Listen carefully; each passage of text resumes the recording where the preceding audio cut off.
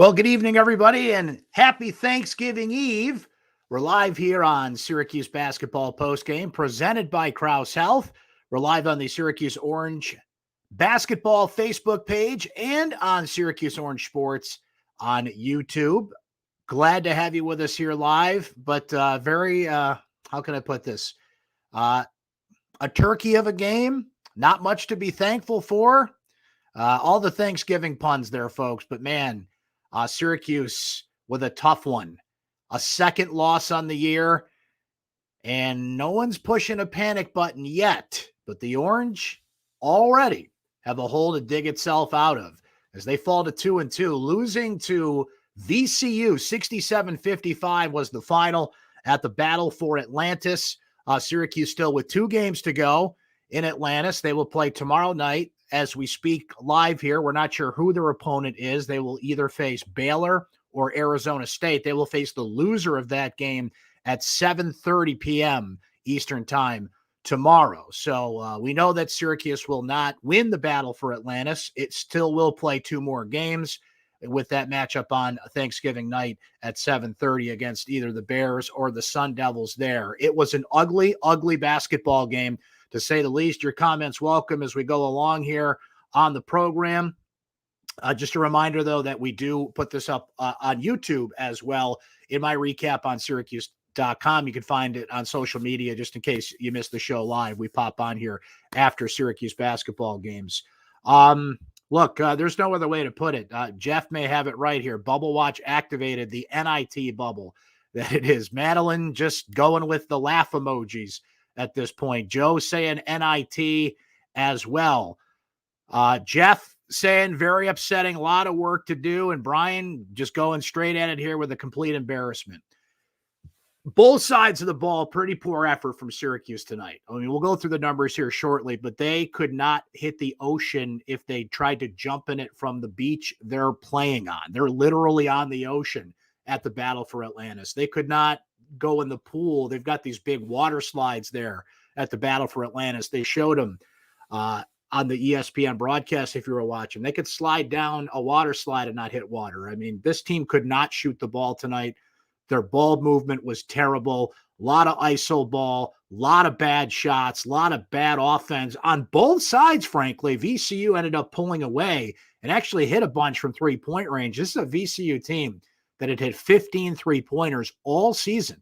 A VCU team who lost to, I believe, was it Wagner? I'll look up their schedule as we're yakking about it here, but lost to Chattanooga the other night at the buzzer and beat Syracuse and beat them pretty soundly. And we knew it would be a low-scoring, ugly game because that's how VCU plays defense. They kind of drag you down in the Sarlacc pit with them, and you kind of have to ugly it out. But Syracuse had plenty of open shots that just were not falling. The defensive effort just as poor, particularly at the top of the key. The guards, notably Joe Girard, just not defending well at all.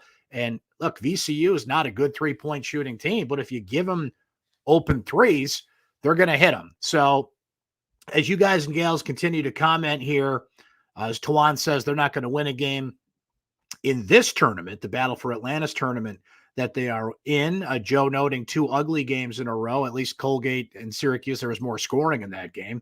This one just downright ugly. Doug noting people need to tone down expectations for this team. They are way too slow, not athletic. Any team that plays physical and gets in their face will lose. Why is Simir on the bench when he can actually break people down? He has trouble finishing at the rim. Doug, I think that's the reason, and defense is usually a reason why, but he certainly can't be any worse than Joe Girard is at the top of the zone. Frankly, I mean, Joe just struggles up there. Joe's been playing really well so far this year.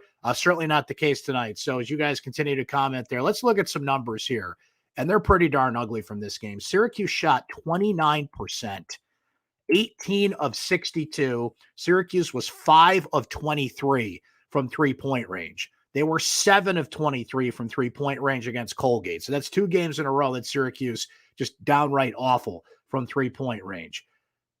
VCU, 42% from the field, 24 of 57. They were 7 of 18 from three-point range. They hit about half of the three-pointers in this game that they had hit in 4 prior games coming in. Both teams shot well from the free throw line. I thought that would matter in a close, kind of grinded out type of game. Free throws always matter, as we know, friends. But 14 of 16, not good enough tonight. A big one here, okay? And this was the case against Colgate as well. The ball movement on Syracuse has just been terrible. Colgate, it was a thing of beauty watching them move the ball. VCU moved the ball smartly in the sense of getting the ball inside. And when Jesse Edwards fouled out, he was in foul trouble for most of the game, really, particularly the second half. He sat a lot of the second half with 4 fouls, picks up his 5th. So Syracuse had to go with that small lineup with Jimmy Boeheim at center, which is not ideal, obviously. Frank Anselm got a little run, but even he got into foul trouble. VCU started taking advantage of that smaller lineup and getting the ball inside. But this is a key stat here. VCU assisted on 19 of 24 field goals. Go back to the Colgate game. They assisted on 26 of 32 field goals. Syracuse had 8 assists in this game. And by the way, had 8 assists to 16 turnovers. It's never good when you have half of the assists that you do of turnovers. Syracuse had just 2 more field goals at 18 than turnovers in this game. Buddy Boeheim did end up leading the way for Syracuse with 20 points. Jimmy Boeheim with 17. So the Boeheims get 37 of Syracuse's 55 points. The big number to point out individually tonight, Cole Swider. Cole Swider really, really struggled in this game. He was 2 of 14 shooting the ball, 0 of 7 from three-point range, did grab 7 rebounds. Played 36 minutes in this game after he only got 24 minutes in against Colgate. In that Colgate game, he got into foul trouble, and that's why he wasn't a factor in that game. But tonight, even with a lot of open looks, they just were not falling for him tonight. We mentioned how good Girard had played up to this point. Certainly not in this game. He had 6 turnovers, which I expected, frankly, against that VCU swarm defense that they play. They did it under Shaka Smart when he was there, and they continue to do it now. Girard finishes just 6 points, 2 of 9 from three-point range. We mentioned, look, I liked what I saw from Jesse Edwards tonight. If you can really take a positive out of this game, it's how Jesse attacked the rim. He had, let's see, what did he end up with in terms of block shots as I look at my my stats here. I think he ended up with 4. I don't see him on my final stats here for some reason, but I think he ended up with 4 block shots on the night, scored inside, 4 rebounds. You'd like to see a little bit more from Jesse there, but I have no complaints about him. Foul trouble is the key, right? He got into foul trouble. Some of those calls were iffy, but he's a little too aggressive on defense. He's got to work on that, but I like what I'm seeing from Jesse Edwards in the past few games here. He's just got to stay out of foul trouble, which is the key. Benny Williams played 17 minutes but didn't score. Symir Torrance, only 4 minutes. We mentioned Frank Anselm got a little run but didn't put much into the box score there. I think we covered everybody there, right? We covered all the big stats on this one. So just all in all, a downright ugly, ugly basketball game for Syracuse. And now, folks, look, they're 2-2. And when you looked at the non-conference schedule, the 2 games you figured they would win and then tried to navigate choppy waters as best as they could going forward with what would probably be Baylor on Thanksgiving. I assume Baylor is going to beat Arizona State. We'll see. Been some wild basketball today, and then another tough game in the championship game for the battle for Atlantis. That's gone now, right? You figured Colgate and VCU were wins. Now, as I said, Colgate is a team that could beat Syracuse, and they did. I didn't think they'd lose to VCU, frankly. I mean, a team that lost to Chattanooga, a team that lost to Wagner, I believe. I mean, this is a team that doesn't move the ball, slow on defense, giving up a lot of shots at the top of the key, but I figured could ugly its way to a win over VCU. And Syracuse, we've seen in the last 2 games just how one-dimensional they can be. I mean, with 4 guys, 4 legit three-point shooters, you would figure that it would take 3 guys having a bad night, maybe even 4, for Syracuse to struggle on the offensive end. Now, they scored 85 points against Colgate. That was not the problem. The problem was obviously the defense. And Colgate, they were just a thing of beauty moving the basketball in that game. This was the opposite. VCU, it was more a quality over quantity thing. They didn't move the ball quite as well as Colgate, but they moved it efficiently. They got it inside. You could see it at the end. They're just getting wide open dunks, backdoor cuts that Syracuse did not see coming, no rotation in the zone. Syracuse was flat, and Syracuse was anemic in this game, even when the score was close. Okay, it's one thing at the end, you're dispirited and, they're just kind of going through the motions before the buzzer. I don't understand why this team was so anemic and so slow. You can make up for a lot of things with just moving, getting to shooters, and putting forth the effort. And it just did not look that way for this team. A lot of ISO ball.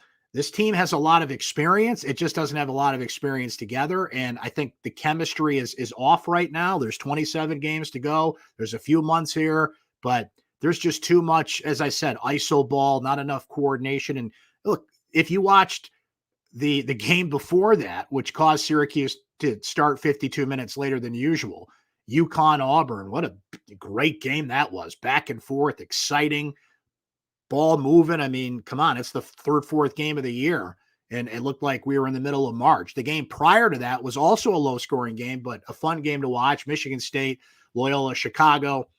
Syracuse just looks flat, and there were a couple of moments so far this season where Swider's one of them. I thought Swider looked comfortable. He looked like a guy who knew his role, but then defenses started to key in on him, and he's still learning the zone. Things are settling in. He's playing 30 minutes a game now, whereas at Villanova, he only played 20 minutes a game. Tonight, though, I look, he got the shots. They just weren't falling. So you got to hope that the shots fall for him to balance out what Jimmy and Buddy feel like they've got to be the ones to run offensively. Benny Williams is playing, but he's not quite sure where to go. Maybe they got to lean on him to penetrate more, be more of an inside presence, because that's what Syracuse needs. They need a paint presence offensively. We mentioned that Jesse Edwards gave him somewhat of a paint presence, but he got into foul trouble, so that took that out of the equation. So all told, a pretty disorganized effort for Syracuse on both ends of the floor, and they've got 2 more games to go, which I guess is good news because you try and play your way out of your problems. But the bad news is when you come back from the battle for Atlantis, and they got 2 more tough games to go here. I mean, they're not going to play a Baylor and kind of the upper level teams in the tournament because now they've kind of fallen into the losers bracket, if you will. But they'll play 2 more games and try and iron out their issues. But then they get Indiana when they come back in the ACC Big Ten Challenge. And, you got Syracuse looking bad on national TV a lot so far. Tonight, we'll see what happens in the next 2 games. But if they continue to struggle, there are a lot of games on ESPN, ESPN2, holiday weekend. People are just going to be sitting around, certainly watching football on Thanksgiving, but a lot of college hoops on and a lot of sports on, and people are going to be tuning in and be like, man, what the heck's wrong with Syracuse? So, okay, let's see. Going through some of your comments here. Always appreciate you guys coming by and hanging out with us here live. Brian notes that Jesse and Jimmy, the only positives of the night. I would have a hard time disagreeing with you there. Jimmy at center, though, that's a problem. You don't want Jimmy Boeheim playing center. That small lineup can work in spurts. That small lineup can work when the ball moves, when Benny Williams drives to the basket, when there's some help and some coordination on offense. It doesn't work in ISO ball, and it certainly is a liability on the defensive end. But they had to go to it. Maybe Frank Anselm's just not ready for the big minutes. We mentioned he picked up a few fouls as well. But, man, I thought there'd be some depth there. I thought, and with Barama out right now, of course, that hurts Syracuse. They need somebody in the paint that knows what they're doing defensively and is good around the basket. But, I mean, Barama, man, that guy just can't get healthy, and he's not due to come back for another few weeks, if that, at this point with his knee injury. So they're missing a veteran presence like that at this point. Dave's wondering if Syracuse can get those 16 more games to get 2 1,000 win marks for Jim Boeheim. If you're asking tonight, it's looking like a tougher mountain to climb than we thought, but I do think they will get there. Yes, Dave. Michael Antonio says, well, at least they're off the bubble, right? You don't want to be off the bubble in November at this point. Brian says, get out of the zone. I think we know the answer to that. Though, if they're going to play zone like that, you play man-to-man, play box and one, make up a defense for all I care. That zone looking awful tonight, particularly at the top of the key. There was a couple of possessions where Girard didn't even bother to rotate, didn't even bother to get there. He just looked disinterested defensively. When you're the leader on that floor, essentially as the point guard, you're the one that's got to be moving at all times. And how Joe turns his back to the top of the key and kind of looks at the basket. If, I'm looking this way and the basket's that way, and just is disinterested in rotating back. That's discouraging. Again, VCU is not a good 3-point shooting team, but if you're going to give them a hard 1, 2, maybe even 3 count to set and shoot, they're going to make those shots. Everybody's going to make those shots. Colgate made 18 of them the other night after they missed the first 12 because they're getting a lot of open looks just by being crisp, a step ahead, and looking sharp. I mean, effort makes up for a lot of things, and I don't think you can look at this team and say they played with their best effort tonight. I don't know what that is. I don't know why that is. And, you can look at motivation, and people have criticized Jim Boeheim in the past for not being a motivator. I mean, if you watch the guy coach, he yells his butt off, and certainly the energy is there. And I have always agreed with Boeheim when he says that athletes need to motivate themselves to play at a high level like this. But once in a while, you need your coach to go in and punch a blackboard and kind of get them going a little bit and challenge them. And for whatever reason, even if he did that, it's not getting through. There's something missing already from this team. Again, time to go here, and nobody's pushing any panic buttons at this point. But again, Colgate and VCU, you had to lock those in as wins. And in the long run here, folks, we know how important this non-conference schedule is. If you're going to be a team that's knocking on the NCAA tournament's door once again, and probably going to be another one of those years where we stress out all year and they sneak in and make a Sweet 16 run. That just seems to be the pattern for Syracuse as of late. But these non-conference games matter. Colgate's going to end up being a quality game because I think they're going to win the Patriot League and be a tournament team. I'm not sure about this one. I mean, VCU, credit to them and how they played. That's not a tournament team we just watched. That's a team that's in rebuild mode, that lost a lot of key guys from last year, and I don't think they're going to be there at the end of the road. So it's a bad loss in a couple of different ways for Syracuse and what it does to their resume, and it's a bad loss one way or the other in how they played this game tonight. Let's see. Michelle says lazy play there by Joe, agreeing with our analysis there. And I hope it doesn't continue through the year, but I've seen it enough to be concerned about it so far. Let's see. Ben noting, is there a lineup overhaul that would work better? Could you put Symir in there more at times to kind of generate the offense, give him an energetic push? Sure. Not as good as an offensive player as Girard is, but, when Girard's off offensively, that wouldn't hurt you. I think, Benny has got to get his moments to get in there and play. You're kind of swapping Benny for Jimmy, and Jimmy was playing well tonight, one of the few players that was playing well. But if you need somebody to look, VCU scoring inside, so you need somebody to counter that. I mean, you can tinker with that lineup. We mentioned that small lineup they go to typically when they're in foul trouble, but you need that big guy in there. And Jesse was playing well other than the foul trouble he got into. So, Jim's not one to mess with the lineup as much as others, but it's a pretty short list at that point because you need Slider on the floor because he's a scorer. He had a bad shooting night, and those are going to happen. The Colgate game, he got into foul trouble, but this can't become a pattern, right? Like, he looked pretty confident in exhibition play, and that is what it is. I get it, but he looked pretty confident in the first 2 games of the season, but he's not going to get easy shots. A lot of the time he did tonight and he didn't even make them. So that's a concern right there. Let's see. Love it. You guys are bringing it tonight. A lot of good stuff here as we go through the comments. So I'm wondering here, John says a team was built around avoiding playing time questions for certain players. You're seeing the results. Who are the players I'm wondering who Boeheim's conspiring against there, John. I'm always curious about this because at the end of the day, Jim Boeheim's going to play the best players, right? He doesn't like to lose. He's not going to lose. He's not going to hold somebody down just out of, and I get it. There's 2 Boeheims in the lineup, right? So curious, you can follow up on that. Tell me who you're talking about specifically. A couple of people bringing up the screens, and that's what that Syracuse offense is built around. We didn't even see those tonight. So John says his sons, right? Okay, so who plays over Buddy? Who plays over Jimmy?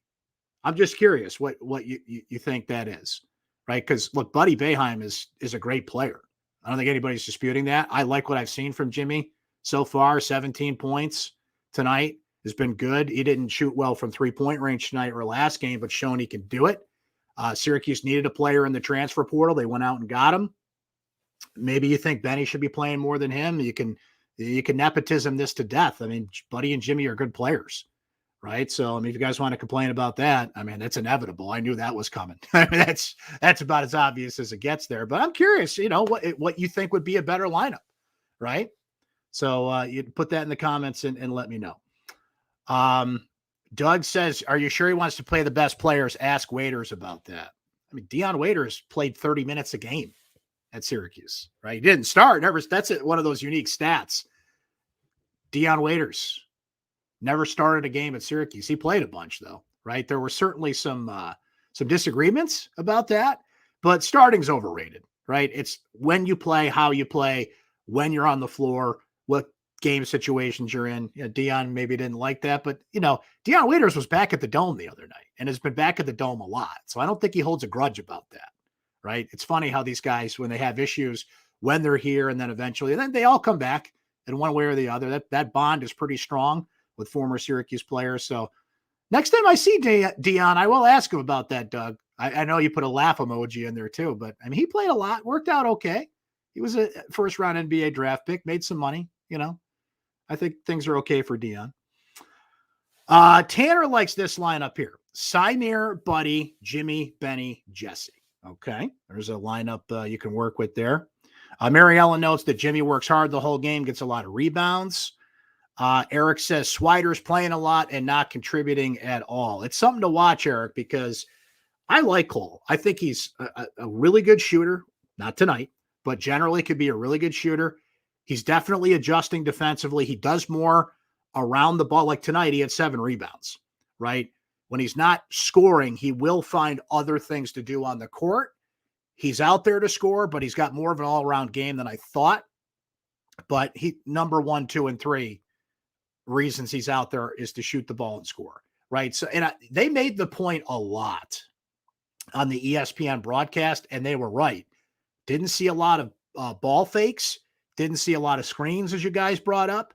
Didn't see that extra pass, too much ISO ball. Obviously the rotations in the zone weren't there. It just seems like they kind of do one thing and stick with it, and that's all they can do. It's kind of like the football team right now. If they can't run the football, they're in trouble because their passing game is so bad, but there is more Syracuse has the lineup to do. Cole needed to kind of pump fake and drive a little more. When you're struggling to shoot from the outside, as much as you're getting those shots, the best thing you can do is get to the basket, get a couple of bunnies, couple of cheapies, if you will, couple of shots, then work your way back out. You just got to feel the ball going in the net and then take it back outside. And I get it, shoot and that whole thing. But there was so many wasted possessions and wasted shots tonight. So now you're kind of muddling through the rest of the battle for Atlantis. We'll see what tomorrow's matchup is. And then Friday, we'll see what that ends up being. They're obviously not going to play in the championship game, so they're going to play later in the day. It's weird. For the battle for Atlantis, they actually start with the championship game and work their way down. So the title game Friday's at 11 a.m., and then it goes like 1:30, 4 o'clock, 6 o'clock through the day. So we'll see where and who Syracuse ends up playing in that situation. But how do you respond to this? Now you're not playing for the title.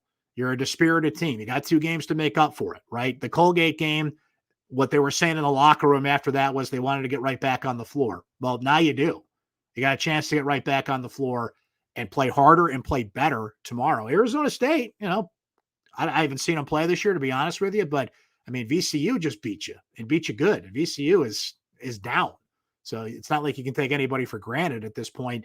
And as we noted, Syracuse can't rack up a lot of non-conference losses here. They can't keep digging this hole. The more you dig a hole in non-conference play, the more you've got to perfect things in ACC play this year.